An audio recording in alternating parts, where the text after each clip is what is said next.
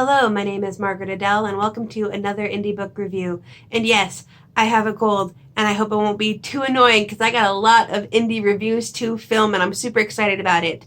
In this case, I actually get to release the review before the book is published, which almost never happens for me anymore because either I get the book after it's been published or I forget. But this time I am reviewing Moon Sitting by Emma Harding. Now, I do not know if that is her specific author name because on Goodreads it is Emma Harding Mort.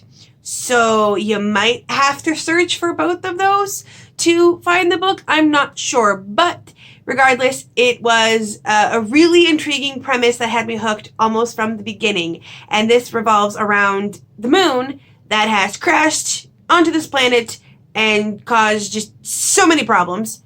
Well, it's not really a moon. They don't really know where it came from. It just crash landed. It's a giant, moon-looking thing. And it, killed 6 billion people from what they call unnatural disasters like tsunamis and the like. And it's still there chilling in the ocean. So the planet people were like, okay, we gotta set up some people to watch this sucker. So there are moon sitters, 3 of them, who are placed at strategic points around this thing to watch it, basically, to be able to make sure it doesn't try to do any other nonsense. And our protagonist, Lucky, has been doing this for 17 years. It's a 30-year gig. You start when you're 20, you retire when you're 50, and the last 10 years is spent training the next one. So right away, I was intrigued by that premise.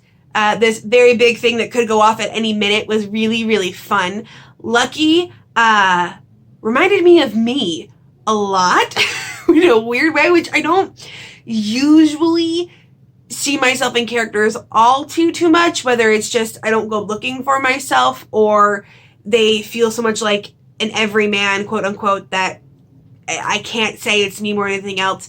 But when Lucky was talking about her childhood and how when she decided to do something, she just wanted to go do something and she didn't realize that she needed to check in with her parents, was very reminiscent of my childhood and how I one day decided that I was going to walk down to the duck pond 3 blocks away at 8 years old because I wanted to go to the duck pond and didn't think to tell my parents.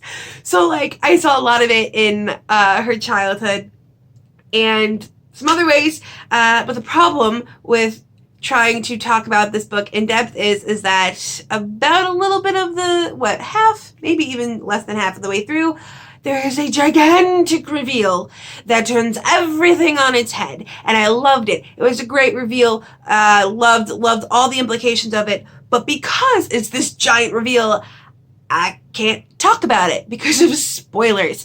So just rest assured that once things take off, they really take off in the best sci-fi ways. So Lucky is basically plagued by nightmares in which she really wants to get closer to the moon. And they're not supposed to. They're just supposed to observe it. But she wants to get closer and touch it. And maybe something happens when she does. And that's all I'll say about that. And I enjoyed it a lot. I also did enjoy her relationship with the 2 other moon sitters, Hector and Belle. Although I would have liked at least a couple more scenes of them pre-everything kicking off, just to really solidify that these people are friends because they've been working the same lonely job for 17 years. They're all the same age when they came in. So, if all of your interaction for 17 years has been with these 2 other people, it's there. You're hardcore friends at that point. But I also like the relationship with her mentor, the man who trained her in that. I liked all of the flashbacks to her childhood. It's a very non-linear storytelling, but I am increasingly realizing that I actually really love non-linear storytelling. There's something nice about getting pieces of the story while still maintaining mysteries. So I might have to include that in my own work. Regardless, like I mentioned on 1 or 2 other sci-fi book reviews, this is not for beginners. I really need to start seeking out more indie sci-fi that would be good for beginners because this is definitely one of those sci-fi technology and a lot of use of space words and aliens, or at least alien type people, because it's not Earth that the moon crash landed on. It's another planet. So nothing in the world will look familiar as you know it. The names are all different names, and they have that kind of flippant world building where it's mostly a character like making some quip about the Edgelands or the Marshlands, and everyone else like LOL, right? You're like, yes, that clearly must be a joke about them. Sure. And I love that kind of world building too, where it's like, yes, the world is just here. Because we don't, go around in our normal day-to-day conversations giving an in-depth backstory and history of the various countries we live in. So I appreciated that. In general, it was a really quick read. It's only 115 pages. I got through it in probably less than 2 hours. I was not monitoring my time as strictly as I normally do when I am reading a book for review. However, it was fairly quick. So if you are a sci-fi aficionado with not a lot of time, but you want to stick just a little bit more sci-fi into your reading, this is the perfect one. And I promise that I will eventually work at finding more beginner-friendly sci-fi because as I am realizing, there's not a lot. In general, I gave this book 4 stars.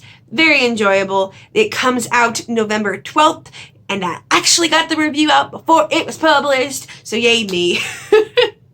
Now, if you are an indie author and you would like a video review, please email me. I will have my email down in the description below, as well as my review policy. Please give that a read through. It answers a lot of questions and saves us a lot of time. And with nothing else to say, I hope you have a wonderful day and a marvelous tomorrow.